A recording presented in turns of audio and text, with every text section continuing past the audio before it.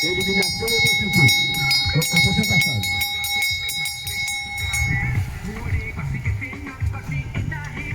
Alors, Alexandre Dibandi, comment ça se passe cette journée pour toi? C'est bien la journée, Tu as déjà fait combien de tours? plein de tours.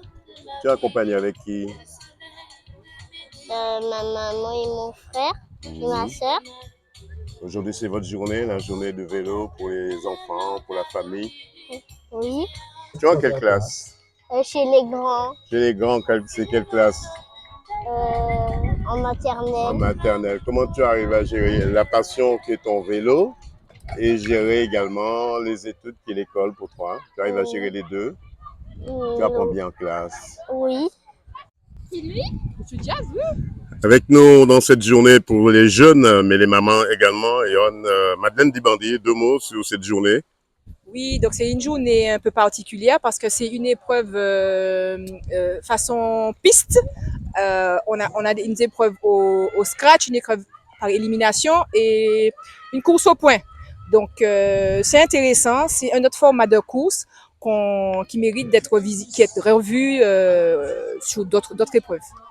Ce matin, il y a eu la 7e édition de la route de l'Iffollet, plein de mots dessus. Oui, ben c'est très intéressant d'avoir des courses à étapes et puis j'espère que les garçons se sont bien amusés sur cette première étape. On va voir les résultats. Qu'est-ce qu'on peut vous souhaiter en famille aujourd'hui, ici à Ducos, pour ce moment de partage des U13, U15, U16? Pas de chute. C'est le plus important pour repartir à la prochaine course parce que le 22 mai aussi, il y a une course pour les garçons, une course à étapes. Et puis pour nous, les jeunes et les mamans, les dames, on participe aussi à la dernière étape sur une épreuve qui nous est réservée. Président, parlez-moi de cette manifestation pour les jeunes U13, U15, U17 du monde du cyclisme organisée par le comité cycliste de la Martinique. Ben c'est la deuxième manche du challenge Roland-Berland.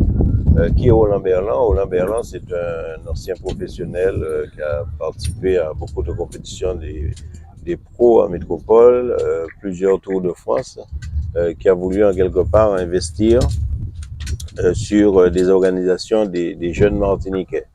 Et c'est pourquoi d'ailleurs cette année, nous avons opté pour 3 manches. Et pour permettre aux jeunes d'accueillir cette dextérité piste, nous utilisons la piste de Pays Noyer pour la première manche, la deuxième manche aujourd'hui, et il y a une troisième manche qui arrive bientôt. Sécuriser la discipline, mais surtout inviter les parents. Vous avez vu au milieu de la piste, il y a des parents qui regardent les jeunes tourner. Et nous c'est important, Président, la participation des parents. C'est très important. Parce que, regardez, les parents regardent les jeunes, ils ne sont pas sur route entre les voitures. C'est pourquoi je parle de sécurité. C'est très important et ça va nous permettre de découvrir, de détecter des jeunes pour la piste, pour le pôle ultramarin qui a aussi la piste en vue. En tout cas, c'est très bien. La première manche s'est très bien passée. Aujourd'hui, la deuxième manche, il n'y a pas eu de problème particulier.